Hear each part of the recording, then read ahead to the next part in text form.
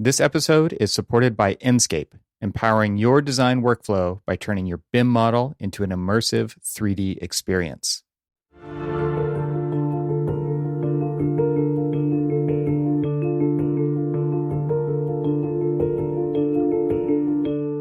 Welcome to the Troxel Podcast. I'm Evan Troxel. This is the podcast where I have conversations with guests from the architectural community and beyond to talk about the coevolution of architecture and technology. If you're hearing this podcast, we all survived 2021, so cheers to you, and onward. Today I'm speaking with Samuel Schneider, and his goal is to build more housing together and make homeownership affordable while doing it. Sam is the co-founder of Homestead, which helps homeowners get the most out of their property. Homestead says that in 2019, the best way to do that was by adding an ADU, and in 2022, the best way, in California at least, is through Senate Bill 9, also known as SB 9.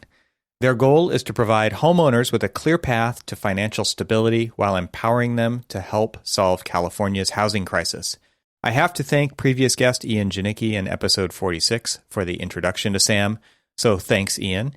In this episode, Sam and I talk about his experience at MIT's Graduate School of Architecture and City Planning and where his interests lie, how he fared in traditional practice, how Homestead began in the ADU space and has changed recently because of SB 9, what architects need to understand about people and clients and how they think about spending money, how technology plays a role in Homestead's offerings, how they offer space as a product, and much more. So without further ado, I bring you this wide-ranging conversation with Samuel Schneider.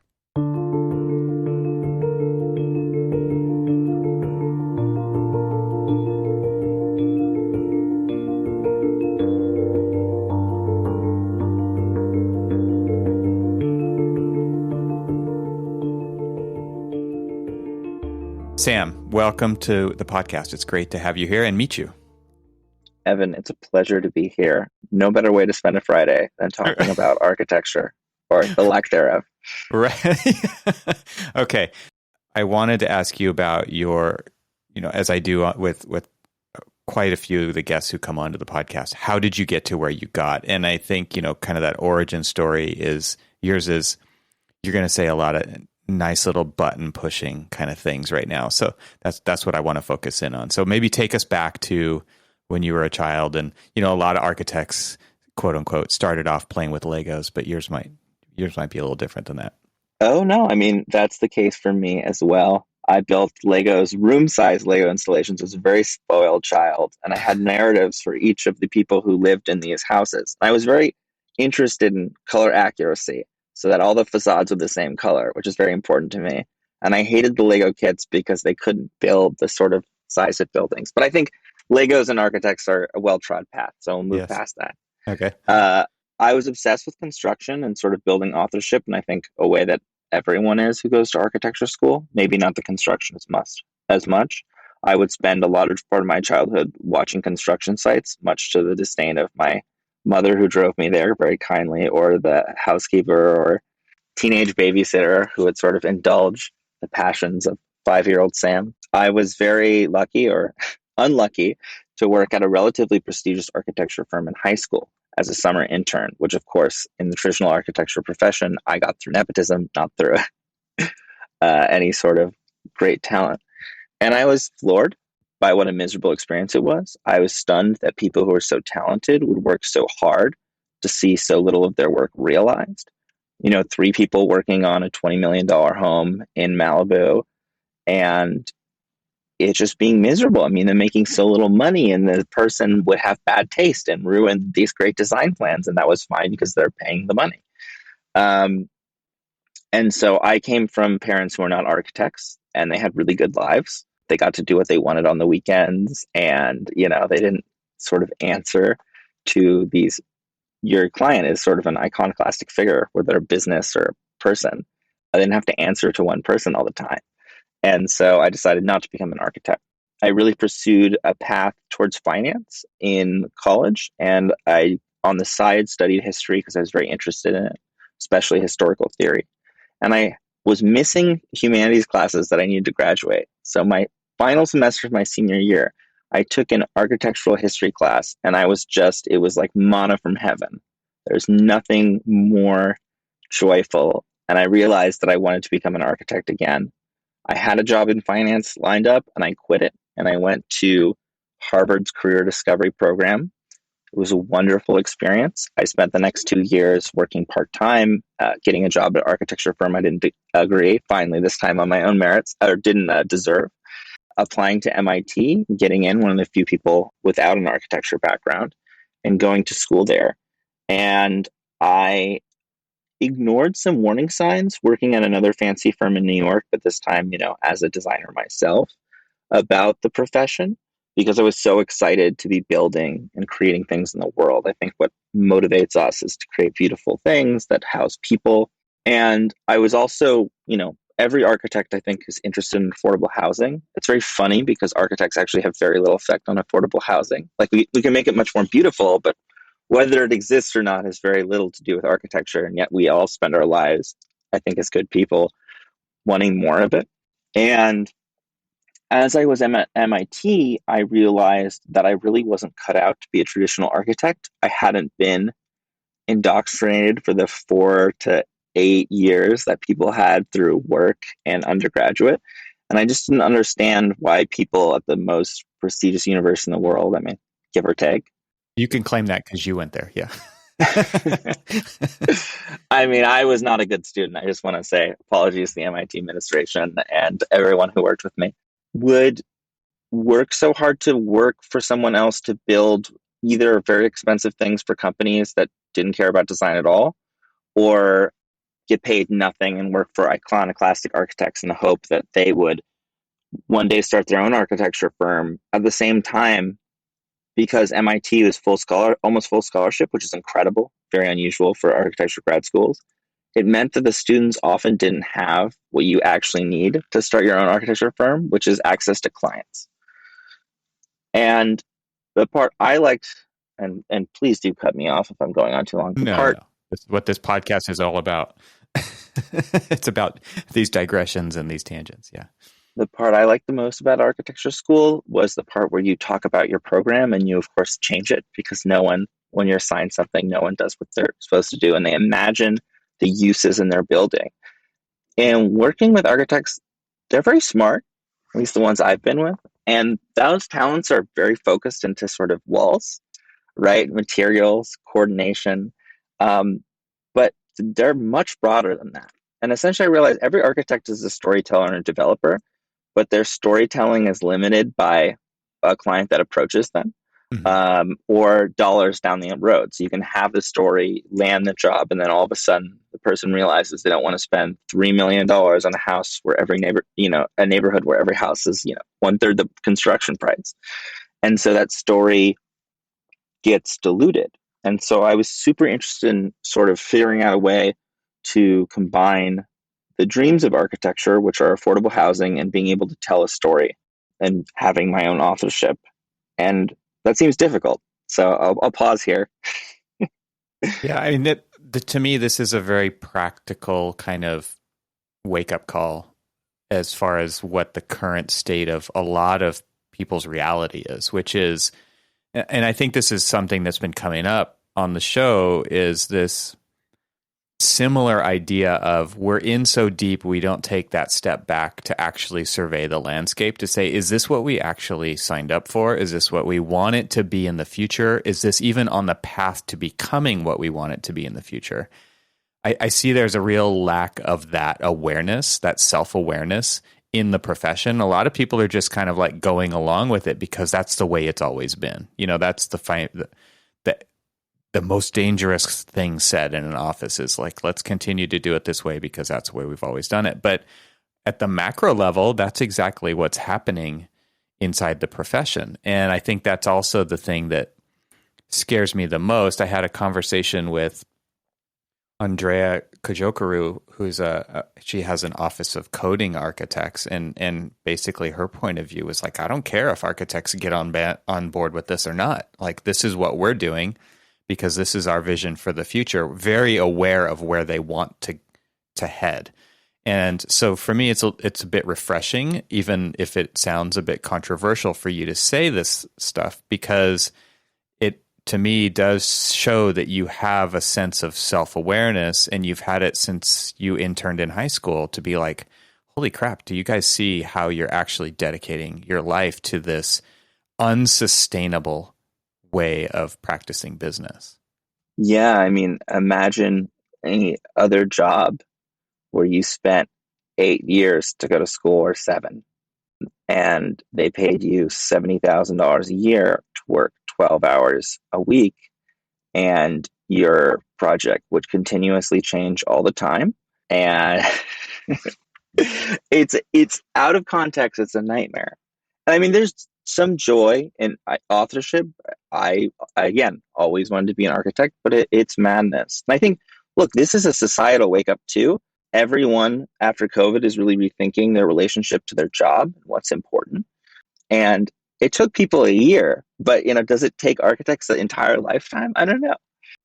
It is a profession that is well known for being late to the adoption party, at least when it comes to things like that. So changing the way that an industry thinks, I even wonder if it's possible, or if you just kind of have to start something else on the side, which I think leads to maybe where you're going, that says we're going to invent something new that makes the other version obsolete. And that, I mean, that goes way back. That goes back to like Buckminster Fuller kind of quotes and stuff. It's like you can't, it's so embedded and so ingrained. There is no way to change it. You actually just have to invent something new that makes it obsolete. Yeah. And I am so lucky that I went to MIT, which gives free money for people to start businesses, regardless if you're in architecture school or you're an art student. There aren't that many of those. MIT will give you about $5,000 to start a business. You have to write an application, whatever, but it's pretty much free money. And they'll give you courses as well. And you don't have to like register for a class. It's sort of extracurricular activity.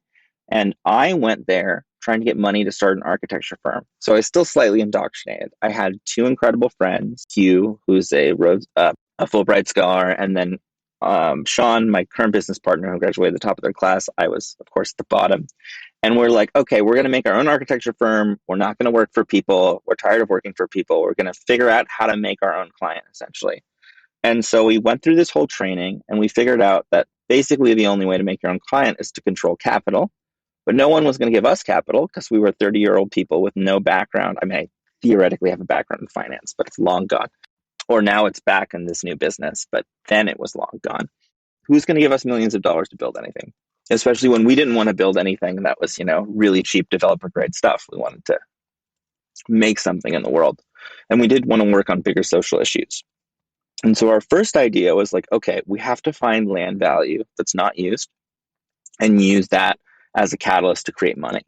Because we're not going to find, random rich people with money to build affordable housing or whatever. And so we came up through a lot of like talking and getting feedback with the idea of working with nonprofits that had very valuable land and very low revenue, or sort of not a big organization, to redevelop their land with them, share some of the income, use it to create affordable housing. This is a big idea here for little guys, and then increase the operating budget for their organization. And we kind of came to this idea where we were in Central Square in Cambridge, right next to the MIT campus, and there was a 30-story tower, like $500 million project going up on this plot of land. And across the street, there was a Salvation Army on the same size plot of land. And we're like, wait a minute, this Salvation Army, no store frontage, like dingy, awful space, is in this area where there's literally $1 billion pharmaceutical campus by Mile End, another pharmaceutical campus by Novartis, and this huge tower, and there's this Salvation Army sitting here. And the Salvation Army is barely making ends meet because we did some, client investigation. Why don't Untapped potential here, I'm sensing. Exactly. Why don't we create our own affordable housing complex using this land? That's essentially free if they give it to us. I mean, not to us, but to share the process with. And so it was an incredible business idea, and I still maintain that it is. It also helps that nonprofit data is widely available. So guys, anyone listening, if you want to start this business, it's still a great business. Problem was we were just leaving architecture school, didn't have a lot of money, and nonprofits won't pay you. So we were looking at years before we were ever paid. And no, although I think it's still a good business idea that you could get a loan on if you were more experienced, no one was going to lend students money to live for 3 or 4 years till one of these development projects paid off. Interesting. So where did that lead? I mean, that obviously that idea didn't die there. I mean, maybe at that scale or that typology. I mean, it's still not dead. You're still saying this is still a fantastic idea, but that led you down a different path, I think, right? I mean, this gets back to this affordable housing idea. Yeah. So we didn't just end there. We actually worked with a few nonprofit organizations. Like we would get on the phone, we'd call them and we'd say, hey, we're trying to start a business and we're just interviewing people about their pain points and their needs for their organization. And, 20 minutes later, they'd be like, actually, what you're doing sounds great. Why don't you come out? So if you're ever looking for a client, just call them asking for advice or something about their land, and then you might end up with a client. And you mean instead of waiting for them to come to you like that? We see a lot of architects doing that, right? Like I guess I'm going to wait here until they call or knock on the door. Advertising works. Yeah. Even better than advertising, though, is advertising where people don't know that you're advertising. Right.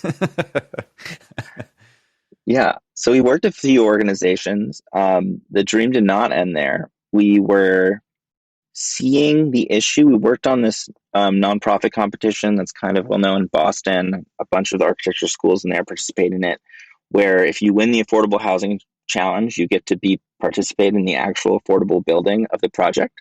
And so we worked on a project in Martha's Vineyard. They asked for 78 affordable housing units. We designed 78 affordable housing units. And when we did this, it's not just the design, it's the pro forma, it's the LIHTC credits, the whole kit and caboodle. And we got the credit stuff and all that, but the community just wasn't interested, which is funny because they brought us out there for the affordable housing. They said it's too big. It changes the character of the community. And let me tell you, this was in the middle of the woods in Martha's Vineyard. Like it was near the city, but you wouldn't notice it. They said this traffic was going to be an issue. Traffic's already an issue because of all the rich people coming on the ferry once a week. And I realized this isn't a Martha's Vineyard problem, right? This is a problem we face across the country. The way local planning laws work, you're not going to be able to push through big projects at any sort of scale. It's a huge endeavor. Especially when it's so different, right? Like this is a total NIMBY issue. Yeah, exactly. And so as we were starting to lose faith a little bit, but still the business was going along fine, an amazing opportunity. I don't know if it happened or we realized that it wasn't a venture scale or business opportunity. In 2017, about a year before we graduated, many of the listeners in the podcast, I'm sure, are familiar. California passed a law that allowed every single family home to add a second unit. So in theory, partially banning single family housing, and you guys, of course, know them as ADUs, additional dwelling unit, the second unit of housing. And so this created, in theory, $1 trillion opportunity where you could build new housing without acquiring land. And so we were ecstatic about this. And we're like, this is going to solve all the problems, which is why the law, this is not our idea, right? This is why the lawmakers started ADUs. It's like, okay, we'll get around NIMBYism by making every homeowner an advocate for these things. And also no one can complain if people live in tiny sheds in the backyard. And so we're like, okay, but if someone is going to have someone live in their backyard, they're probably not going to be very wealthy or, have the ability to build one of these units. And that's played out to date. Most of the people who build these units are relatively wealthy and don't need the secondary income. And we'll get to that in a second. So we're like, okay, we'll create some sort of income share where we'll find the financing to build the units on the homeowners who need that income's house. And they will get a share of the income and we'll get a share and pay back our investment. But the reality of the situation in America is that, everything does run on money. And if it isn't NIMBYism, then it is money. And the financing costs for these homeowners, because they're essentially redlined because of racism and, low incomes, etc., wasn't going to be low interest enough with the lower rents in their communities to make them a lot of money and make us enough money to put the money up front. And so we just focused on building ADUs towards that client type and introducing guaranteed pricing into construction and architecture, which, oh my gosh, if you want to talk about financial mistakes early on, was a real learning process. Interesting. And so why was that such an interesting learning process right there? I mean, is it because of just the productization nature? Because in the commercial realm, I mean, the guaranteed maximum pricing is super attractive for anybody who wants to do a project at that scale. And I assume it's obviously we're talking about much different budget numbers, but why was this so eye-opening? Well, it just shows everything that's broken in construction today. So we did something that startups do when they're not dealing with $100,000 products, which is we said, we want this to exist in the world. Like the reason there's problems with architecture is that things run over budget. I mean, that's not one of the big reasons or issues with architecture or construction is that the projects run over budget. And it's because you have this divorced sort of hydra. We have a developer, an architect, engineers, plans that always changes over and over again. We're like, we can fix this in single family housing because there are no rules. Pricing is pretty out there and consistent. And we'll just learn enough about pricing to build these units. And what we learned very quickly is that homeowners don't want to actually know the price of what they're going to pay for. Or if they do, it's staggering to them and they don't move forward with the project because they're the way most home improvement, or let's call them residential architecture sales, go, is that the homeowner is given a price that is literally unbelievable, whether it's by an architect or a contractor. They latch onto that price. The plans move forward, and then the architect, and I gotta say, this is one of the most either naive or disingenuous parts about like building the residential space, comes back and it's like, oh no, actually, this project's more expensive, but we can cut some things out and get it to a reasonable place. And so that process happens. And then, of course, the vision is getting diluted already. And then, of course, that price isn't realistic either. And so this scope and budget creep, which we're all familiar with, gets the homeowner to a place where they get something. It's better than what they had. So they don't, try and literally murder you. They don't want to admit that they spent a lot of money on a product they don't like that much. So, or not, it doesn't fulfill their dreams. So you luckily won't get a bad review. And they will lie to their friends about how much it cost. We've seen this in our referrals. They will straight up tell the original price because we've done enough projects now, we know, to their friends. So you'll still get referrals. Yeah, it's self-justification. Also, no one keeps track. Once no one keeps track of the dollars, it's like dramatic. And so we also didn't realize the extent to which contractors underbid. We knew based on architecture firm, you're supposed to do a 12% cost overrun. It's 50%, by the way, anyone listening. And so we guaranteed the pricing to homeowners and paid quite a bit out of pocket for our first few projects. But it was also a really good forcing function because we were literally forced to make ends meet to learn how much things cost. If you think about how architecture firms are set up today, there's no incentive for them to actually figure out how much anything costs. So we're just creating this sort of toxic cycle where no one knows anything, but everyone knows something, and things are out of control price-wise. And so we did figure that out, and we finally created a product niche, which is adding these second units of housing with a guaranteed price. We did a lot of design standardization, the grasshopper world, brought in some really, got all our material pricing hooked into Revit, and started to spit these out. And we've sold about 77 to date. We built 10, 17 are underway. It was a great learning experience. And I highly recommend thinking about a design build form where you force yourself to think about pricing and starting to sell homeowners on the reality of what they're doing. So when they get a loan, they're not paying out of pocket. You're not significantly changing their lifestyle and livelihood, which I think architects don't think about. Certainly contractors don't. And you stay true to your word. There's no wavering. There's no awkward moment where you're like, oh, well, actually, there aren't actuallys. Now, there are things that go wrong, and homeowners change products, so there are change orders, but that's because they changed them, not because you didn't write something down in a drawing set or there's something that's undiscovered. And it also made us do really good diligence. We go out, we, go to the site, do a little analysis, we dig to see where the foundations are. We do stuff that doesn't happen before contracts are signed in construction.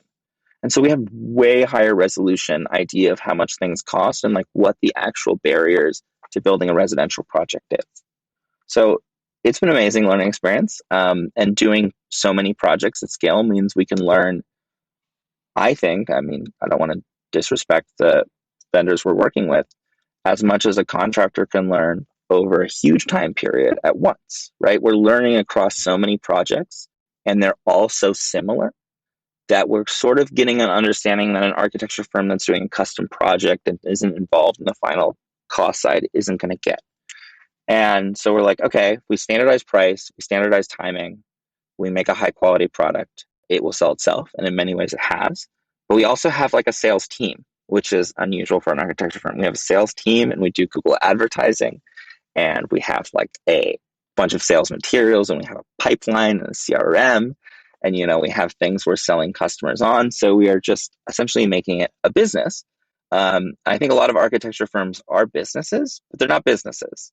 They're like the sort of lead prospecting is you apply to a lot of awards, you get some of the awards, people look you up, an award show, or they see you in a design magazine, they reach out to you, you make your clients happy, which of course lose money so that they refer you to other clients. But Google Ads work. And it's dirty because you want to think that your work is more important than everyone else's work. But it's not true. It's maybe better, right? It's better in some sort of unobjective standard that we learn in architecture school. But if you sell product, then you can determine what you want to build because you're funneling people into what your idea is instead of gathering someone and having to meet them halfway. And then you can start to standardize. You can start to deliver a product consistently and scale it. It's interesting to think about it from that perspective of the sales team and the product, because there obviously is this kind of old school mentality of the one-off and the boutique firms and the very custom work, and obviously that's very much speaking to the elite kind of clientele you were talking about earlier. That's the 1%. I mean, and I think it's been shown from various things that I've seen that the entire architectural industry is bought and paid for by the 1%, which basically says 99% is left on the table. Like there's 99% of the rest of the world. And what you're doing is trying to address maybe not all of that, but some of that. You're going outside of the 1% to find this. And I could see how some people would be threatened by that, but it's not threatening at all because it's not in the same 1% as everybody else who is a proper quote unquote architect is going after. It's outside of that. Yeah, these are people who really wouldn't be able to afford an architect, or they would, and that architect would draw them like a line drawing to get a permit. And then it's just off to the races with them and a contractor. But I want to restart the podcast right now. That was my life story. And that's where we are today at Homestead. We've built a way to provide a fixed price added unit of housing to people's homes. I think to date we've worked with the upper 10% of homeowners instead of the upper 1%. But we are changing into something that's much bigger. We're building a development platform for every single homeowner to realize income out of their property they couldn't tap out. And we're literally there for 100% of homeowners in California. Yeah, so you guys have a tagline on your site that says, turn your home into a homestead. Obviously, your name of your company is Homestead. So give us an idea of how did that happen? So there's this law about the 80 being able to build ADUs, but now with, I think it's SB 9, there's like this, you can actually split the lot. And what's interesting to me about what you're doing is that even with an ADU, you're still kind of under the aesthetic guidelines, potentially, I guess, of the owner. I mean, if you're productizing it to an extent, maybe you're giving them some options within a menu and not complete, like, say over what this thing looks and feels like. But I would imagine that a lot split is a different thing altogether, because it has bigger implications, because you're actually splitting the lot. You're actually dividing ownership to sell this other piece to someone else. And therefore, as kind of the professional with the vision, you have more say in the balance of that equation than maybe even they do. Yes.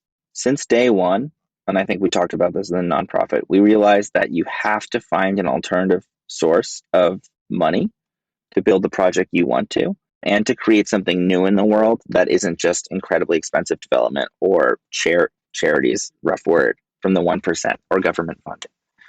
And we, as you saw, had some difficulties along the way. The first was with sort of cash flow timeline, as we would say in business, but as architects, we would say project scope and length. And the second was with the homeowner financing. So what homeowners can afford. We are still very much linked to, instead of the value of the 1%, how much money those 10% had. And so it's still a consumer product with a client. And yes, we have menus. We don't do totally custom design. It's very powerful to be able to design projects. Like 100% of our projects are, well, if clients are listening, 100% of our projects are tailored to you. But 100% of our projects are finished designed by us, not by someone else. Well, and it's like the Tesla configurator on the website, right? Like, yeah, there's options, but within a limited scope. Like, it's not just carte blanche. Right. But with this new asset, so yes, it's exactly right. With this new asset, it changes everything, because we can build something as a speculative developer without involving the homeowner's finances. So instead of it just being people with credit scores over 720 who, less than 45% of their income is debt, which you'll probably know as a home buyer, but if not, guys, look out for that one day. It's what's stopping you from buying a home. We're unlimited.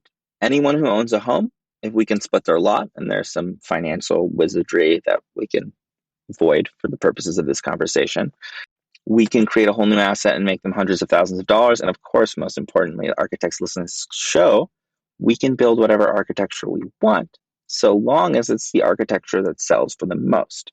Right. I wish we would say we're building affordable housing, but in reality, we're keeping members of the community who make, $50,000 a year and got a home 40 years ago and would move. And if they move, they would be able to buy into a similar community. We're keeping them in place and putting money in their hands instead of house flippers or, speculative developers. It's a sweet spot. You have to hit that sweet spot because you are going into an existing location. Like, it's not a total greenfield, right? So I can see how you guys have, I'm sure you have weighted, all kinds of weighted figures in that spreadsheet to make that work.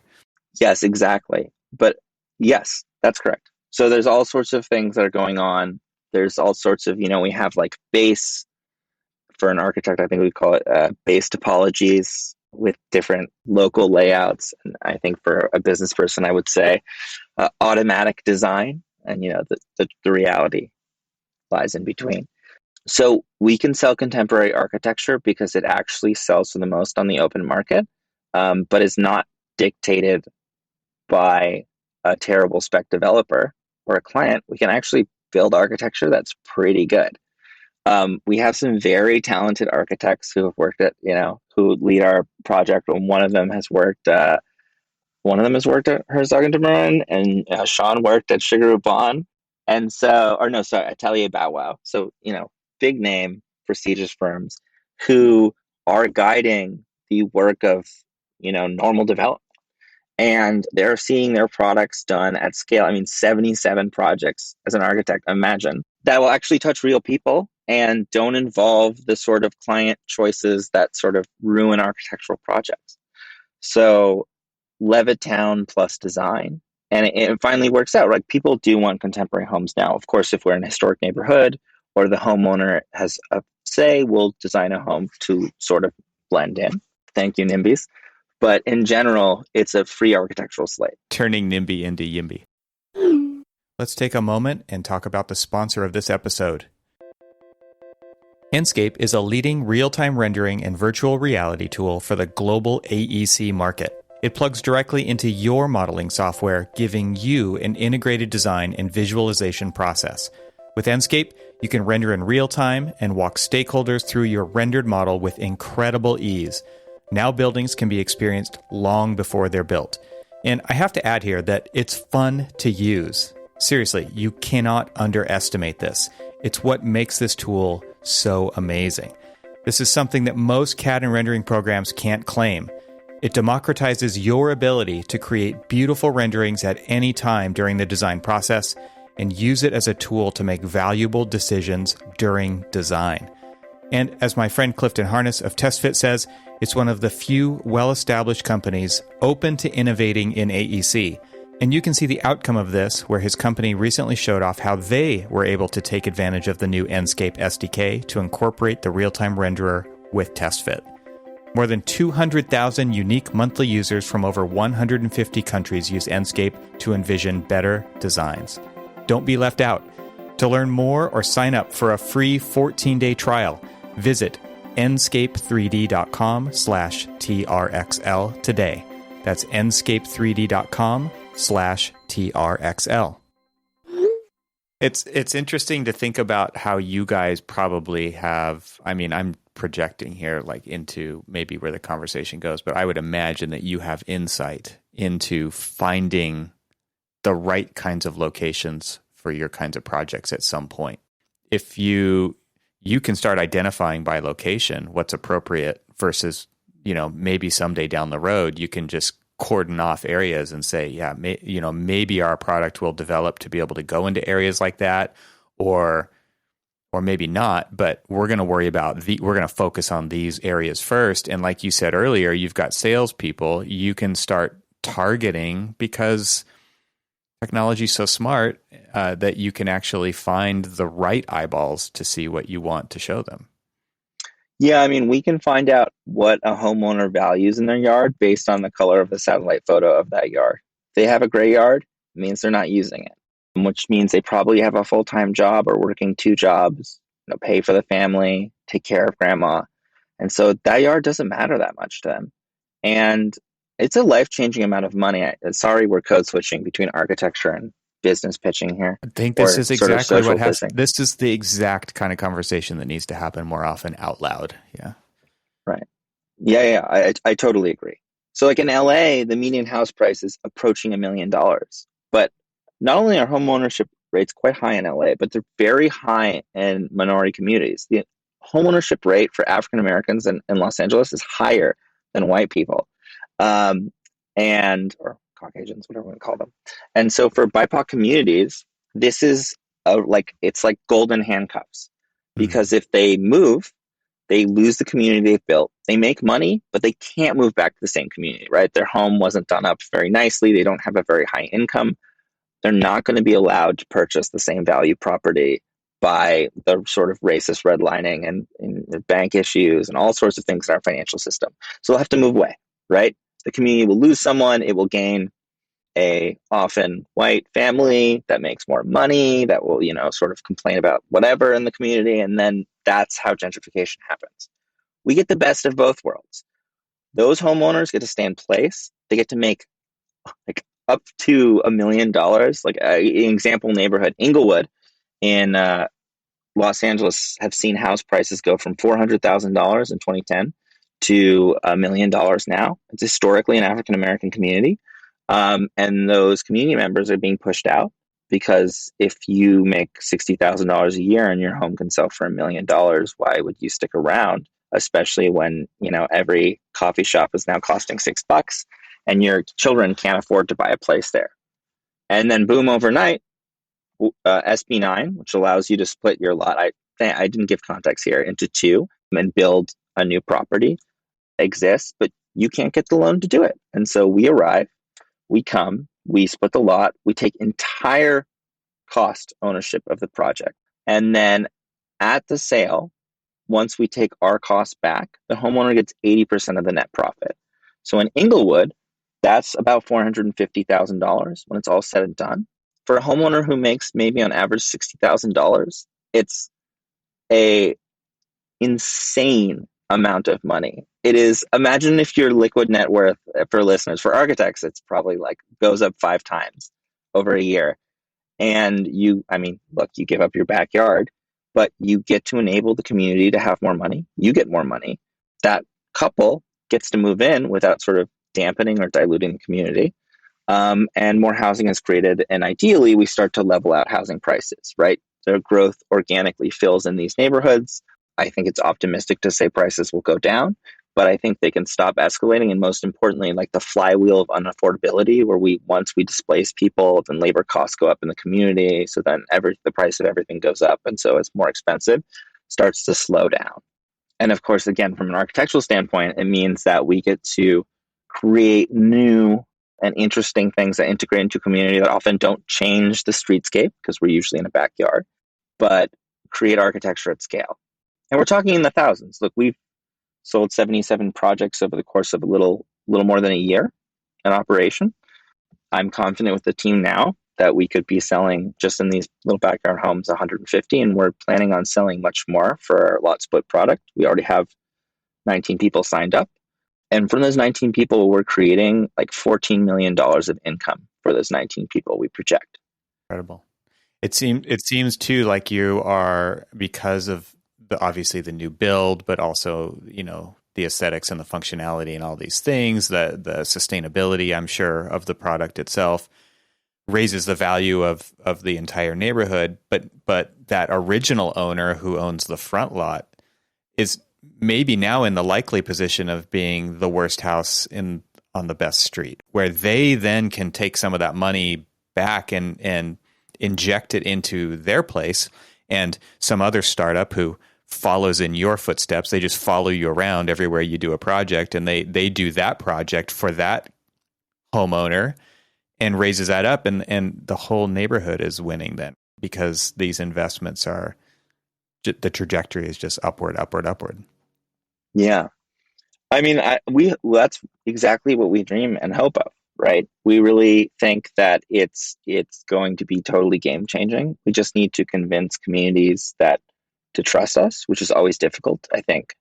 There are very huge problems around white saviors. I mean, we're a diverse company, but I'm the figurehead. And it's also a lot to give up part of your property, like to a newcomer to build a speculative home. But we really don't incur the risk of speculative building because we don't purchase the land, because the build price is half what the home exit value is going to be. So there's no risk of the homeowner losing their home, not only because it's own lot, but because home prices, if they collapse more than 50%, there's a society-wide problem that we'd have, in exception to construction costs. And, it's a windfall of money. And I think it seems too good to be true.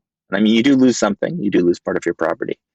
But just explaining that is going to be a long road. But I think once we do, we're going to change everything in the state of California. And I really hope that states that are starting to see home prices go wild, Austin, Texas went from one of the more affordable cities in the United States to now being one of the least affordable when you adjust for median income, despite things being cheaper than LA and New York. Atlanta, all these cities are sort of running out of runway to keep expanding and be livable, but they have so much extra space on the inside. And so I hope this law propagates, much like ADU laws have, and we can sort of fix America through infill. Of course, I don't actually think the solution to affordable housing is to build tiny homes everywhere. I think it's to build very large apartment complexes and densify cities. But if I'm a pragmatic person with open eyes, that is never going to happen in America. It's a political non-starter in terms of subsidies. It's a political non-starter in terms of big towers and built-in racism. And so we have to think of another way. And I think this is a law that's we've closest. ADUs were good, but the same income issues we talked about were there. And this is game changing. I would like to switch gears a little bit here. And as much as you're willing, I'd love to talk about, you said you have a sales team, like you said you have architects. Like, how are you organizing your business? I don't necessarily want to say as opposed to a traditional office. I think it'll be obvious once you kind of talk about how you guys are working. But I'm interested to see, where do you guys draw the line at total turnkey solution versus, like I don't imagine you guys are doing the construction yourself. So that's kind of what I'm trying to get a feel for. Yeah. So we're doing construction management. That will change as we get bigger. We will do less of that. But we're also like at the point where we're scanning every construction site and checking that with our Revit models. So we're trying to do remote quality management. And we, everyone has material takeoffs, but through our material suppliers, down to the knobs, down to the hardware pulls, we have materials that we can, if there's a supply chain shortage, though not true on 2 projects right now that we did the old way, we can swap out, the best material. So we're really changing like efficiency in construction. There's no contractor running off to get one part at Home Depot. The right parts show up. And that's, our builds happen up to 5 times faster than the LA average for ADUs in that space. So there is some relation with construction. Are you guys actually using the same contractors over and over again? So you build this rapport and you build like the systems? Okay. So yes, absolutely. So I'm sorry, I'm all over the place. So maybe not a very good interviewee, but I'll try and rein it in. No worries. So the business is not envisioned as an architecture firm. We care a lot about architecture. So we want to create a product. And the product is developing your home or service. It depends how you see it. But we like to think of it like a tech company, like a large company. It's like, how can we define something so that the homeowner is very happy with the experience? And also, we are not scrambling to change things every single day. We are selling to what we have and not selling to whatever the person wants. And so what we are is a sales and financial facilitation platform that uses architecture to realize that monetary gain for homeowners. Yeah. Architecture is your strategy. Yeah. Yeah. Previously, it was ADUs. We developed a product that homeowners wanted that could create them more money. And the main issue is that the customer type was still relatively demanding because they still thought of us as architects. And we've done an incredible job in the last few months to sort of cut that off, right? We are Homestead, we are an ADU, and now we're just a infill development platform. You get these finished packages. These upgrades cost this much money. And we'll put in a floating shelf or something like that, but there's no custom work. You can't recycle a refrigerator, nothing like that. So what that just means is having a product that's super defined. And architects, this does not mean that every building has to be the same. This means that the objects that you fill the building with are standardized, so you don't spend the entirety of your project trying to find a cabinet pull, which no one will notice in the future. You get to spend it on floor plan and layout and sort of thinking about light. If you're an architect, or for us, you get to spend it on doing the next project. And defining the product and finding a way for people to be able to buy the product. This is so underappreciated in architecture. When you buy a car, no one buys a car. No one has $50,000, right? You lease a car. And that's the same with architecture. Someone gets a loan. But if you're not cluing yourself into the financing process, you are missing out as an architect. Contractors have figured it out, and I would say they are as far behind the rest of the world as other industries. When you go check out your computer, there's a little Affirm or whatever service that says, hey, do you want to make this in monthly payments? You should be intimately involved with how much this project is going to cost a homeowner on a month-by-month basis, because that is a point in which you can sell them your architectural vision. So for us, it's selling them upgrades and also saying, look, if you're renting this, it's going to be this much more money if you do this. And we're starting to actually be able to get data on the actual numbers, but they exist in the world. If you go find them, there's a good Harvard study. And so for you as an architect, for the listeners of this podcast, can be like, oh, I want to do a cantilever. And you can say, oh, it only costs X more dollars for you to look out onto this view. Or, there's that Herzog de Meuron project where you have that swing set. To have a swing set into the abyss, it costs you this much dollars monthly. Instead of it costs $300,000, which is a whole different thing. Yeah. Because then it just becomes a no instantly, right? Because exactly. that's money I have to spend right now. It's like, well, of course it isn't, but nobody actually brings that fact up. It's like, well, yeah, that's how much it costed. It's a first cost, but it isn't, because it's spent over time, like you're talking about. Architects, handy math for you, although lending rates are going to change. Now, 30-year mortgage or 30-year refi, every $10,000 is $45. Just think about selling that. Hey, skip a few coffees or one meal a month, and you get a sub-zero fridge, right? I mean, as architects, I hope you're dealing with more important things, but heated floors, this clear story window, this sort of beautiful facade material that'll last you 100 years, right? It'll increase the resale value of your home. And I think think that's kind of poisonous to talk about money, but the homeowner's thinking about money the whole time, and it's stopping you from realizing your vision. It's ruining your promotional photos that, like, when you look back on your life and you open up your book, you're like, oh, if only the client had did this. If only you told the client this costs $45 more a month and that it would increase their home value X so much. This photo in this architectural magazine. And, I think we can be creative about how we ascribe value to that. I think most homeowners would spend $45 more in a month to be in Dwell. I know it really motivated one of the homeowners we worked with, and we got them in Dwell. So value added service right there. So let's go back to this idea of it does all of the projects don't have to look the same. Like you said, you can fill the project with all the same things. You can have all the same touch points.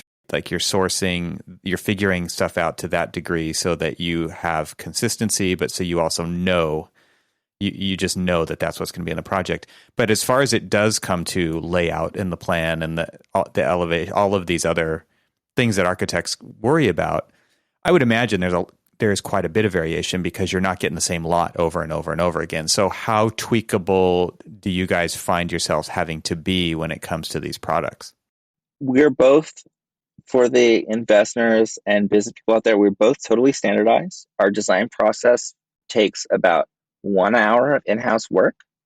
And you can go online, you can see our units, www.homestead.is. Unfortunately, they're all squares now because they were garage conversions until recently when we started doing ground up projects. They do not all look the same. The ones online do, but they're not all the same. The layouts are different. What's in them is different. Kitchens look different. Everything is kind of different, but they don't take that long to design, and they are better than what's out there. It takes about 1 hour to 3 hours of in-house design time. And then the rest is a really beautiful Revit model that we've built that a third-party drafter executes, and then we review it to make sure everything's okay. Architects, you are spending so much of your time doing something that is not value creating, and you need to focus on the value creation side, which is the quote-unquote customization for the client, which you can standardize in the back end. Designing something actually to the site instead of designing, rewriting your detail library every single time. And, the things that matter to homeowners, layout, experience, they care about architectural things, but they're thinking about it through a value optimization language, and you're thinking about it through like your vision usually, and you're not talking about the same thing, and you can just make them talk about the same thing. You can reconfigure what you're talking about to be in value creation, which is a little bit painful, but it doesn't have to be true interiorly. When you present the project to someone else who's an architect, you don't have to say, and we were trying to increase the home value this much at $45 a month for that $10,000. You meet the homeowner where they are, and you don't have to meet them with like this sort of incongruous language where a homeowner wants like this box here, and it really matters to them. I want my kitchen to have this X thing, and it ruins what you're doing, and it's not better for them in the long term, right? As an architect, you've done enough projects, it's a bad design idea. Don't talk to them about design. Say, hey, this isn't increasing the value of your home. And look at this other alternative that I want that's better. And I think that's like what we learned through sales. It's like you are actually going to create something better for the client, right? No one wants to you want to create your vision, and it's the best because you spent your whole life building it out. You spent your whole life learning the profession. And then you're going to get derailed by someone's whim. Don't. Plan your sale. Everything's a pitch, right? Work to what you want and then sell to that process. I think a lot of architects think that sales is a dirty word. Like they don't feel like design is sales, where some of that pushback comes from. Yeah, and that's bad. That's very bad because I know not everyone's favorite architect, but a very good architect. And if you revisit his work, very impressive. Total salesperson. Rem, in a way, is his own salesperson. He has stopped designing for a while now, but he's trotted out to do his whole song and dance where the diagrams were a sales technique, right? Reconfigured as, talking about program, but it's like a language that normal people can understand. The business people can understand. It's a PowerPoint. This. Right. I want to make this giant box that I throw wherever I want and look at this diagram and make sense. Like the Seattle Library. Yeah. I'm sure that pitch went amazingly. Yeah. Right. And I mean, that's a crazy building. It's awesome. It is. It's not price efficient at all. And It's just, there was a PowerPoint that was like, well, it's obvious that you want to put these blocks here. And then the lay people were like, yes. Right. It wasn't about architectural expression, I'm sure. Maybe the two people on the board were excited by what it looked like, but it sort of hit a language people can understand. And so going back to talking about money or sales, it's like if you talk to them in your language, you can get exactly what you want. If you talk to them in your language, you'll get nothing that you want. It's that simple. So other layers on top of this, I'm just curious, and maybe we'll wrap it up with this, and because I think what you guys are doing is fascinating, is when it comes to communicating your design. I mean, obviously you're talking through a lot of this, and you're talking in ways that you feel like are really connecting with the person who is the other half of this project. I'm wondering, like, how do you visually communicate your stuff from a, I don't know, traditional architectural standpoint? I mean, is it VR? Is it 3D? Is it plans? Is it just pointing at pictures of other projects? Like, how do you guys go about that? Yeah, so it was an interesting back and forth. We can use Enscape, we can live model, we could use VR if you want. I think that's all a mistake. Here's why. If people can understand 90% of what it's going to look like, they have opinions on how to change it. I think that photos... So your strategy is withholding. Don't go too far. Photos and floor plans are great. And if people don't understand floor plans, someone's going to try and sell you very expensive visualization software. Renders are amazing. Specific renders are bad because then the customer has a very specific vision of what it's going to look like and they have notes. No, I think architects experience that all the time, right? Like there's so many times where you've got your model all figured out and then you turn off all the textures and show them the foam core version because you don't want to focus on materials yet. You want to focus on the space. So I think architects are kind of used to that, but this is really kind of nailing that point with the actual person who's going to be spending the money. Yes. I think it's a huge mistake to engage in such high resolution detail. It would be like if you walked a parent through their kid's college education costs by withdrawing money from the bank slowly, or like took them to a series of classes and like, oh, none of the kids show up because they're drinking the whole time. It would be much more damning than, your beautiful glossy materials that abstractly talk about college, don't talk about this class schedule or these assignments. It's like this student did this. I think that those architecture school techniques of underrepresenting are super important. And so we have the technology to literally show the homeowner exactly what's getting built. Right. Like, as I said, down to our detriment, you're saying, though. Yeah. To our detriment. Mm-hmm. It makes no sense to do it if you want to control the product. And for architects, that's about a vision, right? It's about quality. For us, it's about keeping quality as well, right? Our products, someone else shows up, they can say, oh, this is a Homestead product that's done well, and it makes sense. And so that's it. I mean, one of our designers just popped out of her sound booth. She's meeting a client, and that client's getting 2 hours with her this whole time, right? And then she's doing about an hour of design work, and the client's going to be very happy, very, very happy. And we get to build what we want. So I love it. We're ending this with a smile on your face. It's so exciting to hear what you're doing. And what I love is that you're so willing to share this because I don't think you're too concerned with competition. Like, obviously, it took a lot to get where you are, and it would be hard to replicate. It would take a lot of effort at a minimum. But at the same time, we're talking about such a huge chunk of the architectural building industry that there's room for a lot of people here. This is a huge problem. You're focusing right now in LA and California. This needs to happen everywhere. And I think that's, even bigger point worth making at the end here is like, this actually is a fantastic development idea that you've put into place. This startup is amazing, and it needs to happen everywhere. It needs to happen at scale. And it would be incredibly hard for you as Homestead maybe to do that now. And I certainly hope you have plans to go there in the future, but you probably never even have to leave California. Yeah, we do have plans to expand in the future. I think what you can take from us is that if you invest 2 months into building if you do an architecture school thing and you have clients, well, you know what? I don't want to make expense decisions here. Find clients, sell them the vision you want, and then build the system to get there with your first set of clients, and just keep on building that backbone system until it does become a product.